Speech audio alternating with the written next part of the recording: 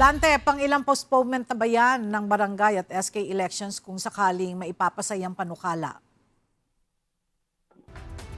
Kailan kapag may pasa yung panukala, 2 beses nang may pagpapaliban ang barangay at sangguniang kabataan elections.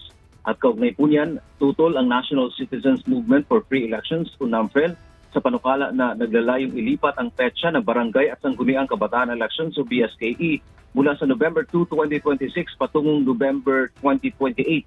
Isa sa nagsulong nito ay si Negros Occidental 3rd District Representative Miguel Benitez sa House of Representatives. Sa isang pahayag, nanawagan ang NAMFREL sa mababang kapulungan ng Kongreso na ipawalang bisa ang nasabing panukala at hayaang matuloy ang halalan ayon sa itinakda ng batas.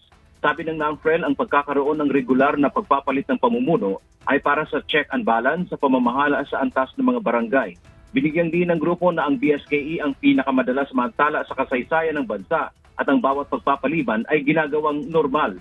Iginit ng NAMFREL na kung maiuusog ang halalan sa 2028, ang mga kasalukuyang opisyal na nahalal noong Oktubre 2023 ay mananatili sa pwesto ng hanggang 5 taon nang walang bagong mandato mula sa taong bayan.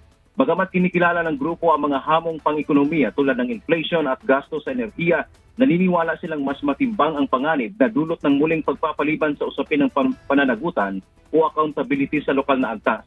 Binanggit din ng grupo na ang panukala ay sumasalungat sa gabay ng Korte Suprema sa makalintal ruling noong 2023 kung saan ipinaliwanag na ang mga karaniwang isyu sa budget at ekonomiya ay hindi sapat na dahilan para ipagpapaliban ang halalan. May panganib din umano na ang paglilipat ng BSKE sa 2028 na kasabay ng susunod na presidential election ay maaaring may halong motibong politikal. Sa huli, nanawagan ang NAMFREL sa Kongreso at sa Commission on Elections o COMELEC at iba pang ahensya na ituloy ang paghahanda para sa maayos at kapanipaniwalang halalan sa Nobyembre 2026. Sabi naman ng COMELEC, patuloy ang kanilang preparasyon sa halalan pambarangay at sa katunayan, tapos na ang pag-iimprenta ng mga balota na gagamitin para dito. Yan ang ating update. Balik sa iyo, Ella. Maraming salamat, Dante Amento.